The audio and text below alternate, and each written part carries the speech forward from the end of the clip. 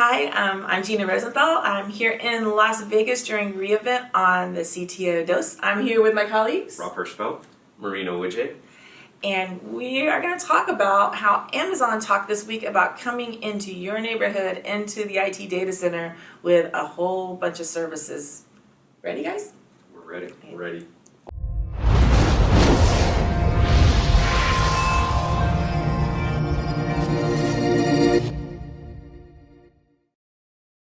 We're here in Vegas at AWS reInvent, and I thought what we could talk about maybe is what was the announcement for each of you that was the most compelling. So, do you want to go first? Yeah, sure. So I think the most compelling announcement for us was the AWS wavelength announcement, along with the AWS local zones.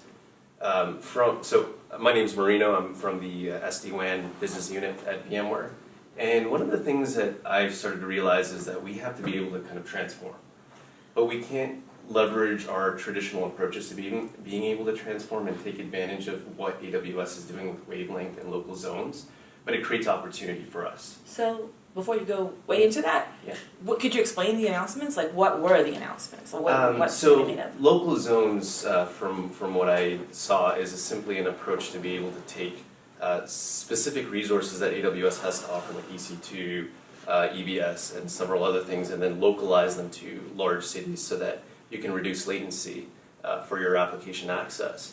And then the second part of that, the wavelength announcement, is basically providing that low latency access for customers to be able to access those applications, whether at local zones or other AZs. So that does create some very interesting conversations that need to be had back in at HQ.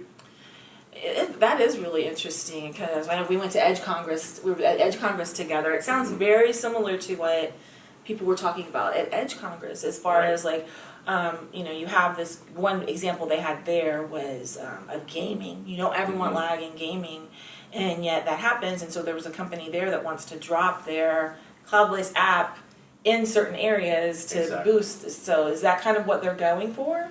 That's an addressable use case, potentially, and there's so many other use cases. Now, when you look to how we do it or how we want to look at it, we want to be able to provide the same thing, but from a very neutral standpoint. Yeah. However, leveraging what AWS has to offer allows us to scale what we can offer to our customers.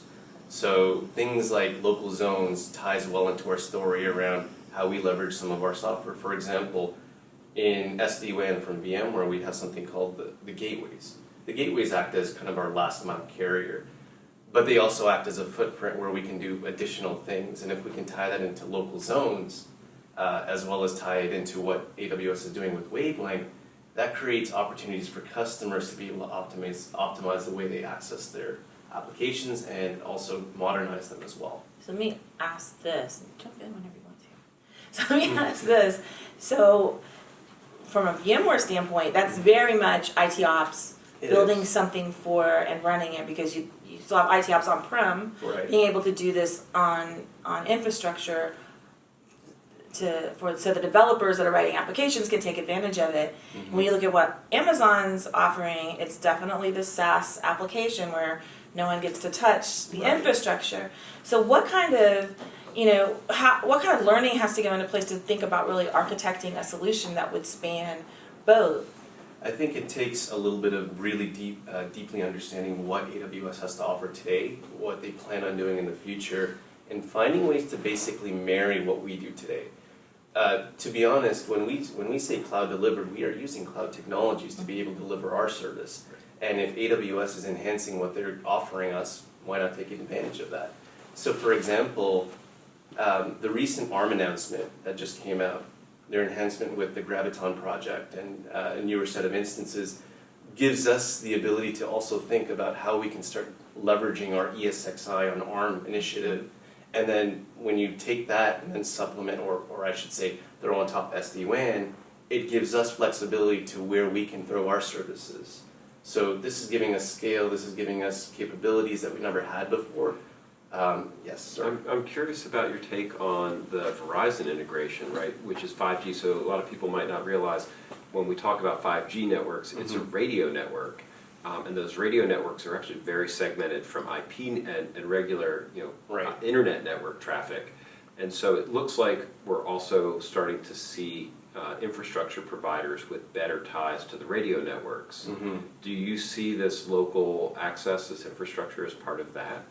It's possible. I mean, we're able to take analysis, data analytics, all of that information from how things connect, how applications move around, and then map that to like 5G network slicing so that we can better determine which applications should flow on which slice of that network, that 5G network.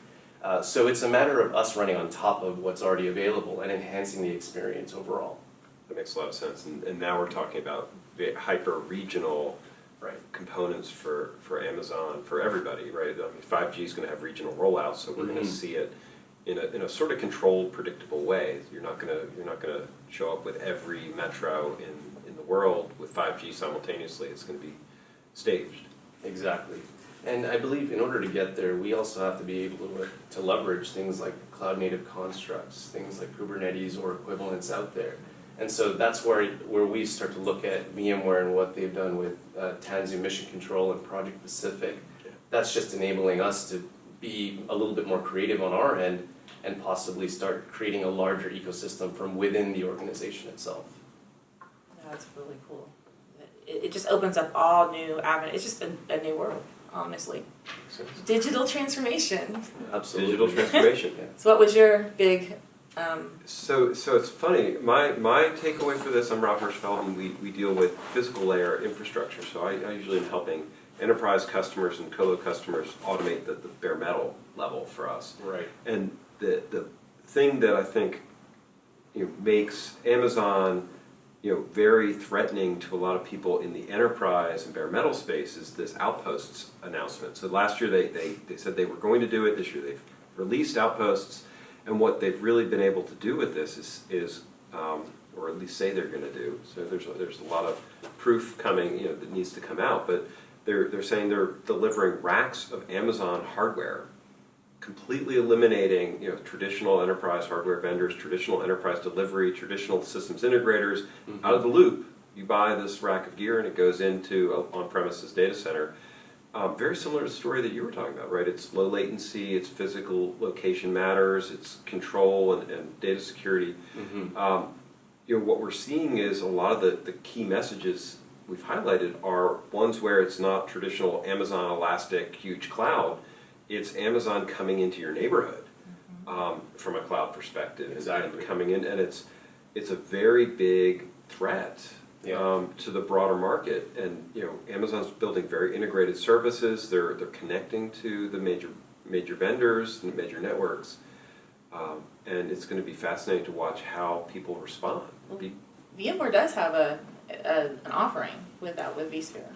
But it's coming, and I think that'll be an important Yeah, the VMC on AWS. right, and I think that'll be an important component. It'll be interesting for me to see how excited Amazon gets as Tanzu becomes competitive with it, and you start being able to say, okay, instead of having, the Amazon versions of Kubernetes, I might be able to get that whole stack from VMware. But also there's a whole bunch of vendors who are converged infrastructure, HCI, and that stack of gear could actually be a disruptor to people like Nutanix. In the market. And so there's a whole bunch of people that should be watching these series of announcements thinking they were in safe territory because they were on-premises, private, local, and all of a sudden Amazon is showing up in boats. What do you think that, I mean, because especially since, where you work, do you think Amazon can deliver hardware that is at the enterprise level that we're used to? Because we know that's that last icky, sludgy mile is nailing it to the ground, and that's why devs all went to the cloud, because they promised them they won't have to deal with the sludgy, gross stuff anymore. The reality of enterprise data centers is that they are all a little bit different, and they're not different for wrong reasons. So I think the thing that I think about for that is, people haven't built, they're not stupid building data centers and making decisions that are bad decisions. People make the infrastructure decisions to solve problems, and they're usually right decisions. They're just hard you have to deal with the reality of what that infrastructure is. And that's one of the things that's kept these cloud vendors from just showing up in enterprise. Enterprise says, well, I have to have this thing set up this way, this naming convention, this IP range, this security protocol. They have reasons for those things. And I do think that it sounds great to say we're going to ship a rack of gear, you're going to plug in two cables, and it's going to work.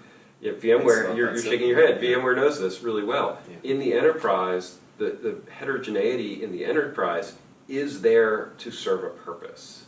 And it's what makes enterprises harder and slower, and not have all the agility. But it's not wrong.